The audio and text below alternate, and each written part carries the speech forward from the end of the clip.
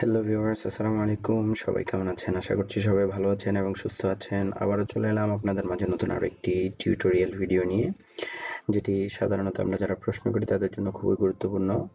বিশেষ করে যারা অঙ্ক প্রশ্ন করি তারা আমরা অনেক সময় একটা সাধারণ একটা ঝামেলার মধ্যে পড়ে যাই। সেটা হলো যে আমরা এইরকম ভগ্নাংশ অথবা যোগ বিয়োগের জন্য এরকম আমরা লিখতে পারি না। তো চলুন আমরা আজকে দেখব যে এভাবে আমরা কিভাবে লিখব।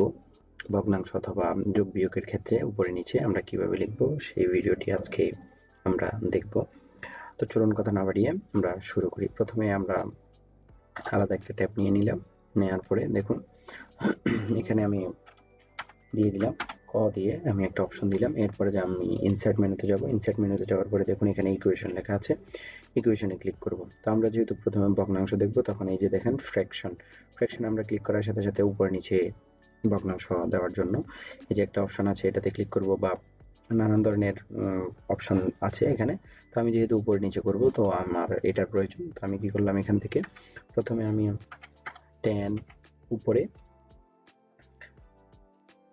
5 দিলাম, ঠিক আছে? বা আপনি চাইলে আরো বেশিও দিতে পারেন, বা আমি 7 দিলাম। তো এরপরে আপনি এই যে পাশে নিয়ে আসবেন মাউসটাকে, পয়েন্টারটাকে। এরপরে যে আপনি ধরেন যোগ করতে চান অথবা বিয়োগ করতে চান, তো আমি এখানে বিয়োগ করতে যাচ্ছি, তো আমি বিয়োগ চিহ্নটা দিলাম। এরপরে যে ইকুয়েশন থেকে আবারও ফ্র্যাকশন থেকে আবার আমি এই অপশনটা নিলাম। নেওয়ার পরে আমি আবার এখানে দিলাম বিয়োগের ক্ষেত্রে। তো এখানে নিচে দিলাম 5, উপরে দিলাম আমি 3, ঠিক আছে? এখন দেখুন এটা আমার ইংরেজিতে রয়ে গেল। তো আমি এটাকে বাংলাতে কিভাবে কনভার্ট করব? আমি পুরোটাকে এভাবে সিলেক্ট করব 3 ডট মেনু থেকে।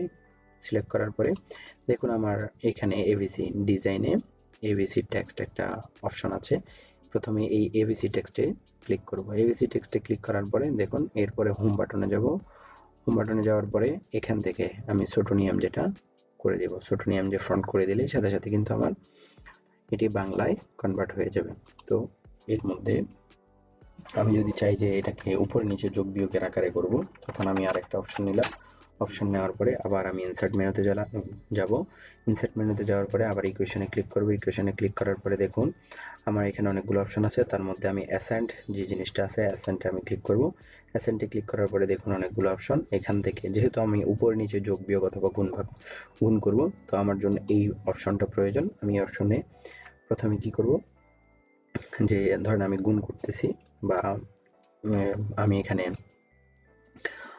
বিয়োগ করব বা যোগ করব। তো আমার প্রথমে প্রয়োজন হবে একটা নাম্বারের। তো আমি 69 নিলাম। এরপরে এন্টার দিয়ে নিচে আসলাম। এরপরে আমি যোগ করতেছি, যোগ চিহ্নটা দিলাম। এরপর থেকে আমি এখান থেকে এটার সাথে আমি 10 যোগ করব বা 20 যোগ করব বা 35 যোগ করব। আমি 35 যোগ দিলাম। দেওয়ার পরে দেখুন এখানে আমার সংখ্যার সাথে কিন্তু ব্যতিক্রম আছে, একটু ম্যাচিং কম হচ্ছে। তো আমি স্পেস বারটাকে মানে চাপ দিলে সাথে সাথে কিন্তু আমার এটা ম্যাচিং হয়ে যাবে। এরপরের কাজ হলো যে আমি এই 3 ডট মেনুতে দিয়ে সম্পূর্ণটা সিলেক্ট করব। আবার আগের মতো এবিসি টেক্সটে ক্লিক করব। এবিসি টেক্সট থেকে আমি হোম বাটনে যাব। হোম বাটন থেকে আমি আবার ছোটনিয়াম যে ফ্রন্টটাতে ক্লিক করে দিব। ক্লিক করার পরে দেখুন আমার কিন্তু সাথে সাথে একদম বাংলা ফন্টে চেঞ্জ হয়ে গেল।